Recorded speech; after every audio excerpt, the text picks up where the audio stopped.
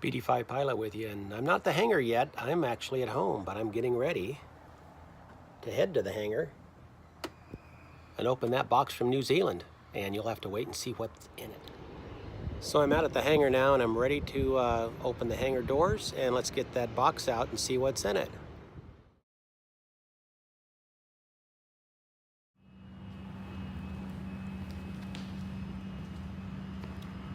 So a few videos ago, I talked about the engine change and how I was going to need to put the naked ducts on the side of the engine. So I get a message from one of my fans out in New Zealand.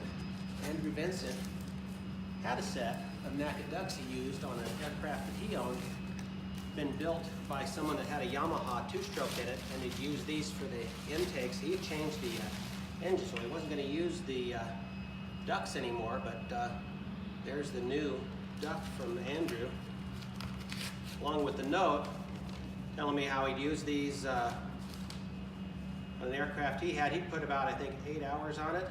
It had 35 hours prior to that, but these were used for a different engine, and thought these would work out well because they're not quite as large as the ducts that the jets use, and I don't actually need such a huge, enormous duct on the side of the plane.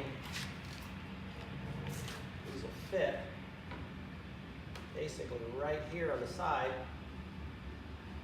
and bring that air in from the side into a chamber that'll take them around the cylinder head and the cylinder area on that new engine and help keep it cool. I'm going to have to make some ducting, some steel ducting around the engine itself to make sure I direct that airflow out.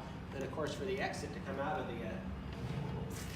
side panels on the engine, I'm going to put those reverse shark tooth louvers like what Aaron Oswald used on his aircraft. So it's going to be a zero drag arrangement.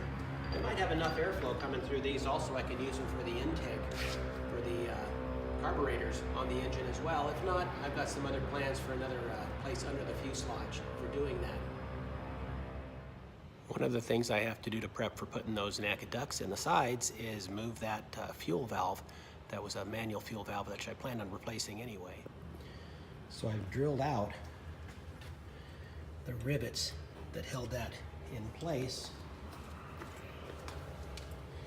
Now I need to remove the aluminum lines that were in place there for the fuel and remove that pump assembly itself. And then my new plan is going to call for an electric switch that sits right here, a 3-port switch that I can switch from a electronic type switch up on the panel itself that will allow me to switch between left and right tank, then also have a fuel cutoff that I can pull. And there you have it, the original manual fuel valve. It gets to go into the collection of parts on this BD5 that I'm not using. So here's what I'm discovering with the naked ducts. I like them. I like the size, and they'll line up well and fit good with the contours on the, from what I can tell on the outside. And I've got to do a little more trimming to get them around where the rudder cables pass through, but let me show you what I found when it comes to the inside. Now you can see, yes, they're going to fit, and of course, you know, the jets use even larger versions of this. But what I do run into, what I told you before, I've got to trim a little larger hole at the base there where the rudder cable passes through. But this assembly right here, when I'm dealing with the spring, that's the waiting for the landing gear system, I've got to figure out, can I move this? I'm going to see if can I move it a little further back and then further in so it clears this. Now there may be an assembly that's made just for this purpose for the jets already, and that the linkage is all worked out to be workable with that moved a little further back, but I'm going to go ask a few questions to the people who do know. And while I've got this area open again, I can actually take a look at where I put those autopilot servos. So Remember, the elevator system has to run off a capstan, so I'm actually a little higher than that, making sure I have clearance though with those cables. And then I was thinking of going further forward. That actually, engineering doesn't look like it works out as well as mounting it right here. And then once again, making sure I don't have any areas that bind up, and then getting a longer ANS bolt and bolting the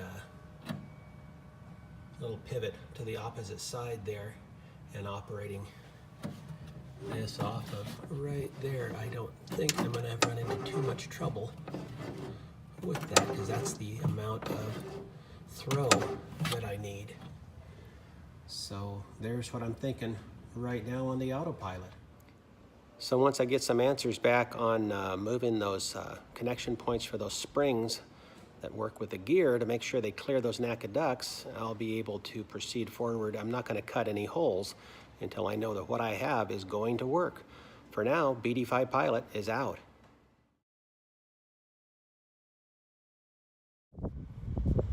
I only wish the door opened and closed